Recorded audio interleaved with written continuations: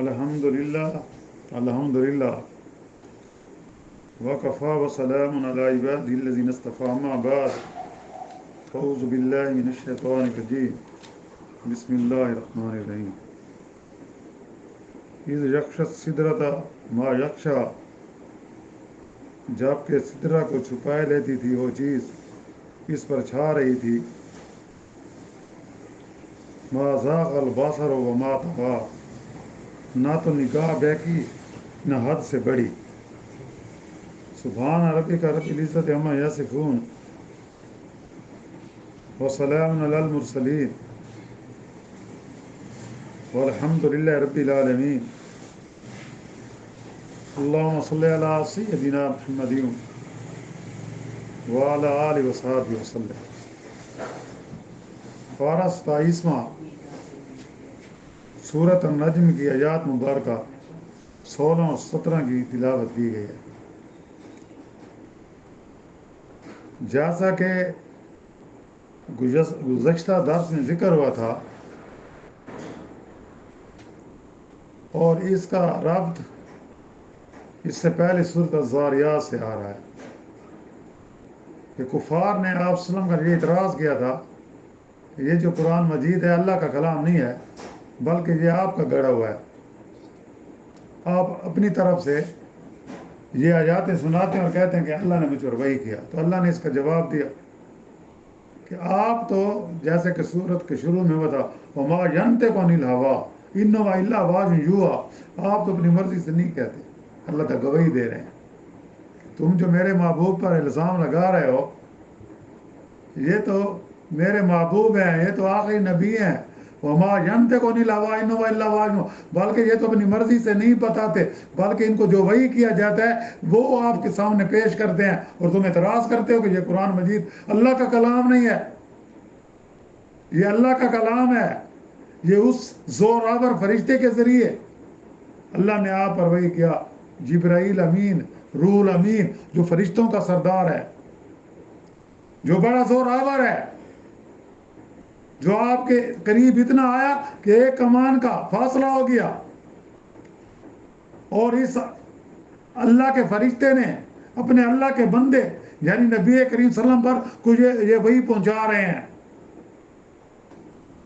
آپ صلی اللہ علیہ وسلم جھوٹ نہیں بولتے، آپ کے پاس نبوت سے پہلے، نبوت کے اعلان ہونے سے پہلے 40 سال آپ کے اندر گزار چکے ہیں، آپ کی زندگی ان کے سامنے ہے، اور آپ ان کو کیا کہتے تھے؟ صادق اور امین کہتے تھے، اپنی امانتیں ان کے پاس رکھتے تھے۔ اس وقت تو ٹھیک تھے، جب انہوں نے آپ کو اللہ کا پیغام دیا، توحید کا درس دیا، بت پرستی سے کو چھوڑنے کا حکم دیا کہ تم ایک خدا کے ماننے والے بن جاؤ، یہ تم نے سینکڑوں بت بنائے ہوئے ہیں جو نہ اپنے اوپر سے مکھی ہٹا سکتے ہیں نہ تمہاری سن سکتے ہیں، کوئی ان پر گندگی پھینک دے اپنا دفاع نہیں کر سکتے، اور تم کہتے ہو کہ ہم ان بتوں کو چھوڑ کر آپ کی بات مان لیں۔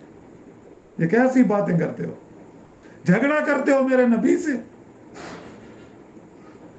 اور وہ زور آور فرشتہ جس کو آپ نے اپنی اصل شکل میں 2 بار دیکھا، ایک بار جب آپ پر پہلی وحی نازل ہوئی، اس کے بعد، اور دوسرا جب آپ معراج پر گئے، سدرۃ المنتہا کا کل ذکر ہوا تھا کہ سدرۃ المنتہا وہ جگہ ہے جہاں سے آگے فرشتے نہیں جا سکتے تھے، نہیں جا سکتے، وہیں سے اللہ سے احکامات لیتے ہیں اور دنیا میں پہنچاتے ہیں، اور تم کہتے ہو کہ جی۔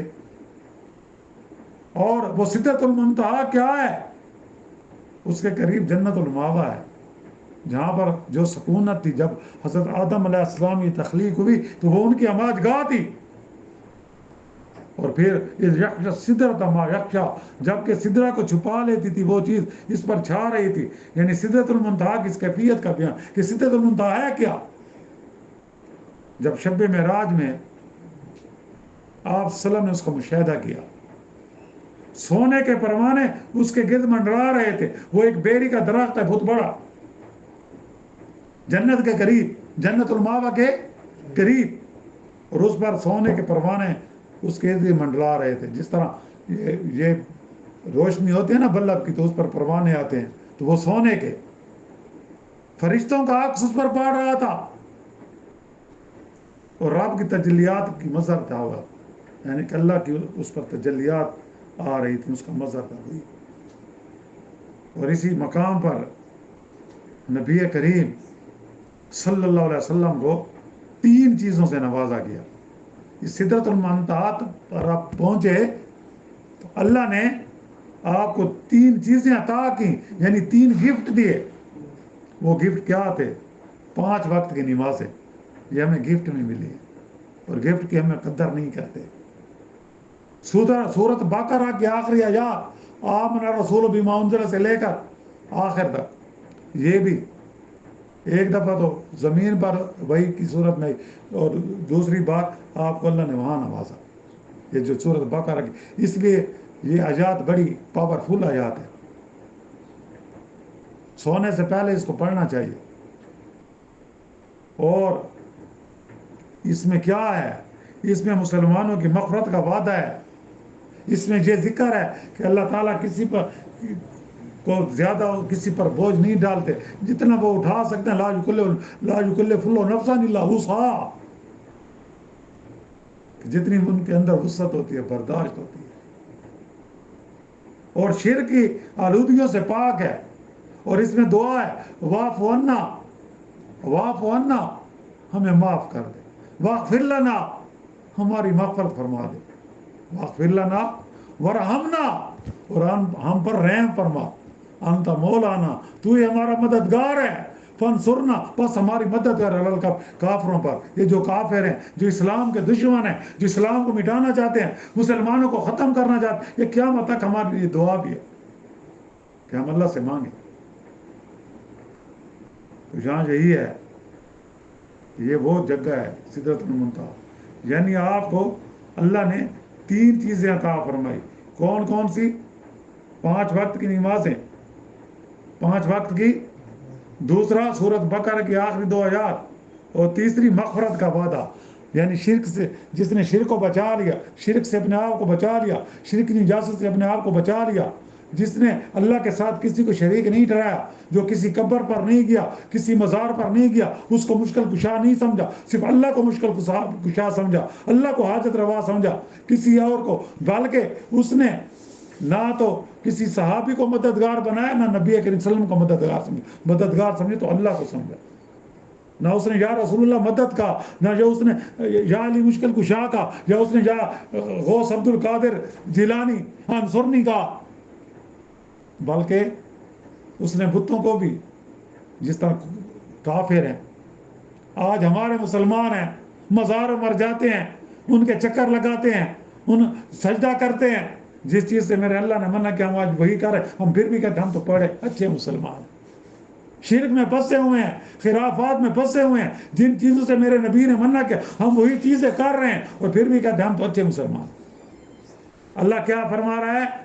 مشرک کی مغفرت نہیں ہے. مشرک کون ہے؟ صرف مسلمان نام ہمیں فائدہ نہیں دے گا جب تک کہ ہم اطیع اللہ و اطیع الرسول پر عمل نہیں کریں گے. اللہ تعالیٰ نے سورۃ عمران میں فرمایا قل ان کنتم تحبون اللہ فاتبعونی یحببکم اللہ ویغفر لکم ذنوبکم واللہ غفور رحیم.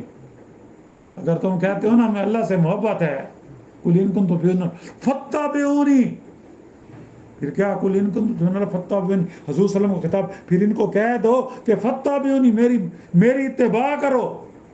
میری اتباع کیا ہے؟ کیا جلوس نکال کر اتباع ہے؟ کیا سنت کے خلاف فنکشن کر کے یا رسول اللہ مدد کہنے میں اتباع ہے؟ نہیں، اتباع یہ ہے کہ جس چیز سے رسول صلی اللہ علیہ وسلم نے منع کیا اس پر عمل کرنا ہے، جس سے رسول صلی اللہ علیہ وسلم نے روکا اس سے رکنا چاہنا ہے، یہ اتباع ہے.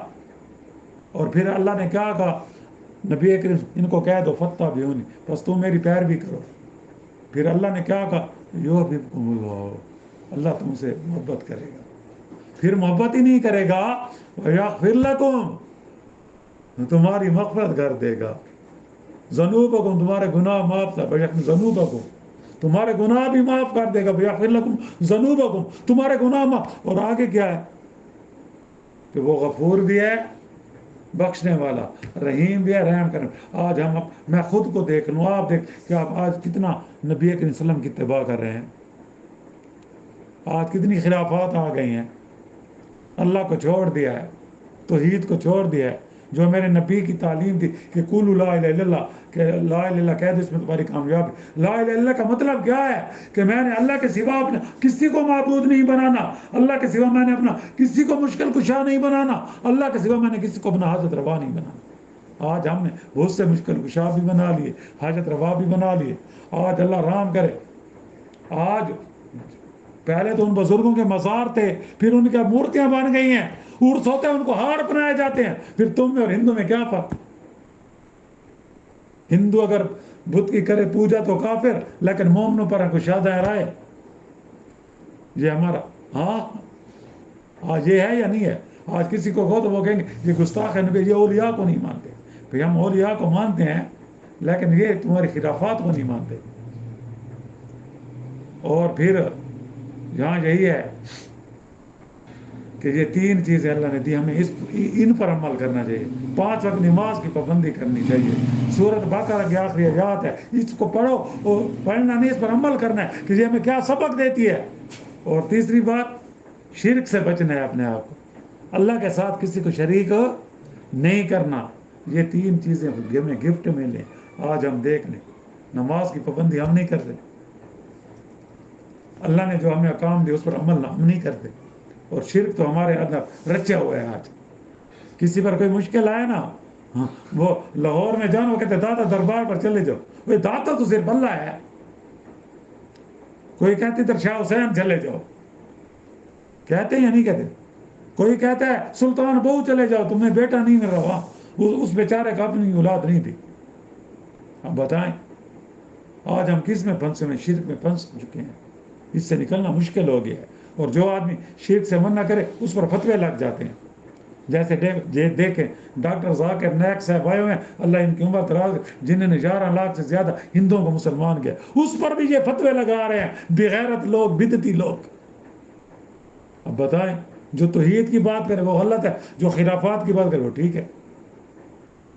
اور پھر فرمایا وہ جگہ ما زاغ البصر وما طغى، نہ تو نگاہ بکی نہ ہاتھ سے بڑی۔ مطلب کیا ہے؟ یعنی نبی کریم صلی اللہ علیہ وسلم کی نگاہیں دائیں بائیں ہوئی، اور نہ اس ہاتھ سے بلند اور متجاوز ہوئی جو آپ صلی اللہ علیہ وسلم کے لیے مقرر کی گئی تھی۔ بس اس میں ہمارے لیے کیا ہے کہ ہم نے نبی کریم صلی اللہ علیہ وسلم کی جو شان ہے، آپ کی شان کو اللہ سے نہیں بڑھانا، آپ کو مشکل کشا نہیں سمجھنا، صرف اللہ کو سمجھنا۔ اور اس کی مثال آپ صلی اللہ علیہ وسلم نے خود دی۔ بدر کا مقام ہے، ایک طرف 313 صحابہ کرام ہے، ایک طرف 1000 کا مسلح لشکر ہے۔ آپ بدر کے میدان میں، وہ مسجد آپ بھی بنی ہوئی ہے، اس ایک چبوترے پر دعا مانگ رہے، یا اللہ اگر آج تو نے ہماری مدد نہ کی تو پھر تیرا ایسا نہ ہو کہ نام لینے والا کوئی نہ ہو۔ نبی کریم صلی اللہ علیہ وسلم 2 جہانوں کے سردار، جن و انس کے لیے آخری امام الانبیاء، خاتم النبیین بن کر آنے والے، وہ تو اللہ سے مانگ رہے ہیں۔ قرآن مجید میں دیکھو، سورۃ الاعراف میں آخری رکوع میں، کہ میرے نبی کی کریم صلی اللہ علیہ وسلم کو کہہ دو کل املک لنفسی ضرا ولا نفع الا ما شاء اللہ ولو كنت عالم الغیب لاستكثرت من الخير وما مسني السوء، کہ ان کو کہہ دو کل املک لنفسی نفع ولا ضرا، مجھے تو اپنے پر بھی اختیار نہیں ہے کہ میں خود کو نقصان سے بچا سکوں۔ قرآن مجید کہہ رہا ہے، قرآن کو مانتے ہو تو قرآن کو کی مانو۔ کل املک نفسی نفع ولا ضرا الا ما شاء اللہ، مگر جو اللہ چاہے۔ نبی کریم صلی اللہ علیہ وسلم اللہ چاہے، ہم کہتے ہیں جو بدی چاہے، جو نبی چاہے، کہتے ہیں یا نہیں کہتے؟ کل املک نفسی نفع ولا ضرا ولو كنت عالم الغیب، ان کو کہہ دو اگر میں غیب کی خبریں جانتا، ولو كنت عالم لاستكثرت من الخير، تو میں پھر بھلائیاں لے لیتا، مجھے کوئی نقصان نہ پہنچا سکتا۔ پیغمبر تو یہ بات کہہ رہے ہیں، ہم کہہ رہے ہیں نہیں، ہم نے اس کو، ہم یہ کہتے ہیں جس کو اللہ نہ بخشے اس کو پیغمبر بخشے، ایسے پیغمبر تو خود اللہ کا مزاج ہے۔ آج ہمارا تو یہاں یہی ہے کہ آپ کی نگاہ بیکی نہیں، حد سے بڑی نہیں، اس لیے آپ صلی اللہ علیہ وسلم نے فرمایا کہ میری شان کو اللہ سے زیادہ نہ بڑھانا، میری قبر کو سجدہ گاہ نہ بنانا۔ اور اس کے آپ کی دعا ہے کہ حجاز میں شرک نہیں ہوتا، اور گناہ ہو سکتے ہیں، شرک نہیں ہوتا۔ آپ صلی اللہ علیہ وسلم کی قبر مبارک پر آپ تو گئے ہیں آج سے، دیکھا ہے کہ وہاں جھکنے بھی نہیں دیتے، وہ کہتے نہیں دعا بھی اس طرف مارو. اور ادھر کیا یہ اولیاء صحابہ سے زیادہ آ گئے؟ اولیاء کا رتبہ صحابہ سے زیادہ تو نہیں ہے. سارے اولیاء اکٹھے ہو جائیں ایک ادنا سے ادنا صحابی کا مقابلہ نہیں کر سکتے. اور یہاں کیا ہے؟ قبروں پر جا رہے ہیں، ان سے مانگ رہے ہیں. کیا یہ میرے نبی سے زیادہ آ گئے؟ میرے نبی کی قبر کو غسل نہیں دیا جاتا، یہاں قبروں کو غسل دیا جاتا ہے. بڑے بڑے لوگ جاتے ہیں یہاں پاکستان میں دیکھ لو، کیا یہ اللہ کا دین یہی ہے؟ اور پھر جو آپ کو توحید کا درس ہے تم اس کو کہتے ہو یہ گستاخ نبی ہے. تم کہتے ہو یہ نبی کریم صلی اللہ علیہ وسلم کو نہیں مانتا، ان پر فتوے لگاتے ہو. اب قرآن کو پڑھو، سمجھو، دیکھو. قرآن کو پڑھو گے نا، اگر تم سمجھ کر سوچ کر اس کا ترجمہ پڑھو گے تو پھر ان فرقہ پرست مولویوں کے پاس کوئی نہیں جائے گا. ان کو پتہ چل ان کی دکانداری ختم ہو جائیں گی. تو جہاں یہی ہے، یہاں کہ اللہ تعالیٰ نے جو 3 تحفے دیے اس کی قدر کرو. یہ شب معراج پر نبی کریم صلی اللہ علیہ وسلم کو ملے تھے. وہ 3 تحفے کیا تھے؟ نماز، سورۃ بقرہ کے آخری 2، اور شرک سے بچو. اللہ تعالیٰ ہمیں عمل کرنے کی توفیق دے. اللہ تعالیٰ ہمیں فرقہ پرست مولویوں سے بچائے جو فرقہ پرستی کو فروغ دیتے ہیں. اللہ تعالیٰ ان کے ہم تمام مسلمانوں کو ان کے شر سے محفوظ رکھے. اللہ تعالیٰ ہمیں بقیہ زندگی قرآن و سنت کے مطابق گزارنے کی توفیق عطا فرمائے. اللہ تعالیٰ ہماری کمی پیشوں کو معاف فرمائے. اللہ تعالیٰ جتنے بھی مسلمان اس دنیا سے رخصت ہو گئے سب کی مغفرت فرمائے اور ان کو جنت میں اعلیٰ مقام عطا فرمائے. اور جو بیمار ہیں ہسپتالوں میں ہیں، گھروں میں ہیں، جہاں کہیں بھی ہیں، اللہ تعالیٰ ان کو صحت کاملہ عطا فرمائے اور ایمان کے ساتھ زندہ رکھے. اللہ تعالیٰ ہمیں شرک کی نجاست سے محفوظ رکھے، بدعات سے بچائے، خرافات سے بچائے. ہمیں صحابہ کرام کے نقش قدم پر چلنے والا بنائے. اور جہاں کی دنیا میں مظلوم مسلمان ہیں اللہ تعالیٰ ان کی غیبی مدد فرمائے اور ظالموں کو نیست و نابود کر دے. اللہ تعالیٰ ہم سب کا خاتمہ ایمان پر فرمائے. وآخر دعوانا الحمد للہ رب العالمین. اللهم ربنا آتنا في الدنيا حسنة وفي الآخرة حسنة وقنا عذاب النار. صلی اللہ تعالیٰ علی خیر خلق محمد وعلى آلہ وصحبہ اجمعین برحمتک یا رب.